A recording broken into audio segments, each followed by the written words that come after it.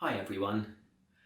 We thought it might be worthwhile doing a series of short videos to explain how perhaps we got involved in missions work within the church and what motivated us to do that, to put our names in the hat and to take on this work. For us, it probably was really about the missions work that we did ourselves in the field. So we thought we'd tell you a little bit about that. It all started for me really when I started a new job, and that was in 1999. And when I arrived, on the first day of that new job, I felt God say to me very clearly, 10 years and then something else. Now that might not seem a very clear message, and indeed it wasn't, but it came with a great deal of force, and it really stayed with me for a number of years, and I can still remember it very clearly. Even now, it came with such strength. So not a very clear message, but a message delivered with great strength. We began to get to know Dave and Gloria Green, who were missionaries in Zimbabwe. They came to Rayleigh and they stayed for some time. They came to our church, we got to know them, and I spoke with Dave a couple of times and said to him, if we were to come to Zimbabwe, what could we do? Would we be in the way? Could we do something useful? And he said to me, come and see. And those proved to be very telling words, because indeed I did go and see in 2003. I went with my church pastor and we had a look around. I'd never set foot on African soil before. So it was all very exciting and very new, and we had a great time with the project and began to think about what we could do. And the following year I took a team in October 2004, a short-term mission team, and we ran kids clubs and things like that, and I must say that I lost my heart to the place in 2004, and I was smitten really with the idea of this, and I went backwards and forwards for the next few years.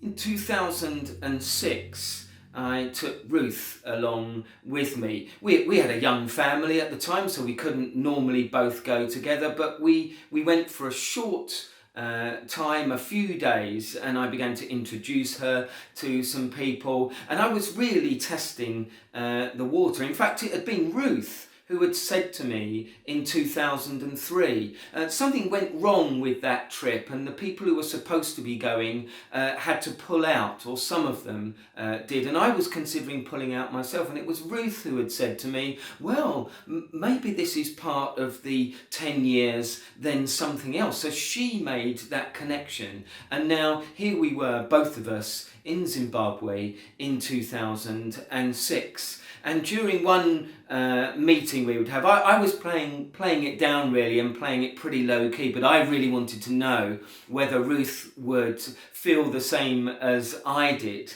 And during one of the meetings that we were having, she turned to me and said, I know why I'm here, you know.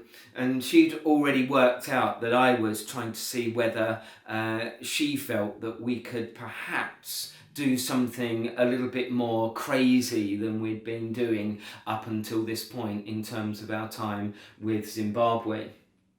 So she knew why she was there.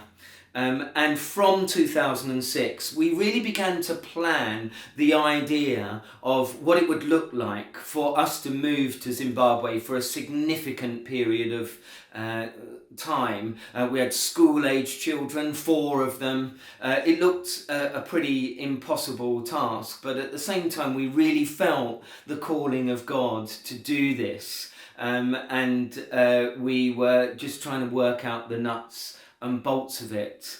And that's really where I'm going to end the story for the moment. And you'll see Ruth taking up the story of what it's like to try and pick up a family of school-age children and try to move them from Western Europe to Africa, from the developed world to the developing world.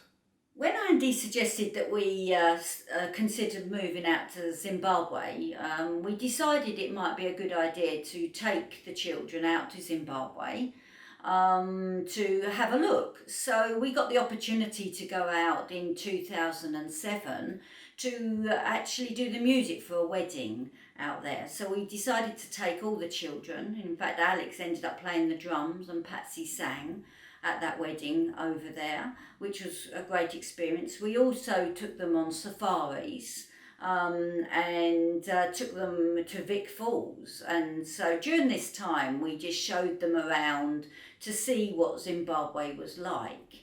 It was a great trip, and when on the way back, we started talking to the children about how did they feel, what did they think of being in Zimbabwe, and if we were to consider moving, what was their thoughts. Patsy straight away said that she felt God talking to her at Vic Falls and was preparing her not to come, and she felt very peaceful about that, which was a great thing, because they're very young, they were, and so it was quite a difficult decision for us. Alex and Corrie both said that they felt okay about it overall, bit nervous but okay. Joshua was a little young, so we didn't really involve him in that kind of conversation. So that it was an interesting time, and obviously so when we came back, we started to talk about how the logistics of moving them. And obviously, as Andy most probably has already explained, that with dates and things like that and delays, it was very tricky, because by the time we decided that we were going to go and we were going to apply for visas, we then ended up with this delay, which then of course caused a problem with some of the schooling of the children. So Alex was homeschooled by this stage, ready to go, and so he ended up being homeschooled in England for the last 18 months, which was a real shame. And Joshua had just started Fitzroy and was really enjoying it, which then of course caused him quite a lot of difficulty in the idea of then leaving his friends and his rugby to go to Zimbabwe. This caused Joshua some real difficulty, and during this time I started to doubt the wisdom of taking the children, especially Joshua, because he's adopted, and already there were some issues with all that. But I felt that God said to me that it was going to be fine. He was going to be safe out there. In fact, safer out there with the influences of today's young people. And then Corrie had started her A-levels. So when the time eventually came to go, Corrie ended up having to stay, which was quite traumatic for Corrie, to be fair, because she was the one that most eager to go. Alex and Joshua flew out with us, and Alex ended up staying 1 year, and during this time he helped build a computer suite and write a program for this, which then ended up being used for about 4 years. So we're very chuffed about that development, and then he came back to live in England and go to college here. Corrie then came to Zimbabwe, so they swapped places. Joshua stayed at a private school in Zimbabwe for the whole time. Corrie, as maybe some of you may be aware, ended up meeting a young man out there and has since got married and has stayed. And she continues to work in the project for us on our behalf 1 day a week. I think overall they would all say that they learnt a lot from this experience, even Joshua. Joshua has in fact said that he most probably it was the better for him. And I think for Patsy, she ended up developing into a very rounded and grounded young lady, having to have moved out of home. Instead of her leaving home, her parents left her. And so it's quite an interesting story. I think in the future we might talk about this a little bit more in other ways, but I just wanted to give you an overview of what it's like for a mum and dad to move school-age children to Zimbabwe.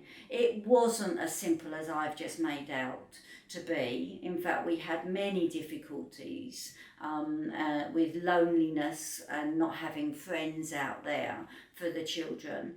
But if you would like to know a bit more, then you're always welcome to invite me out for coffee or have us both round, and we are more than happy to share a bit more of our story. And maybe, who knows, one day Andy might write a book. So thank you for listening. We are going to do a part 2, and part 2 will be about our story out living in Zimbabwe. And how we developed the project. And so I hope you've enjoyed listening to our story. And part 2 will be coming out in very soon. Thank you very much. Bye.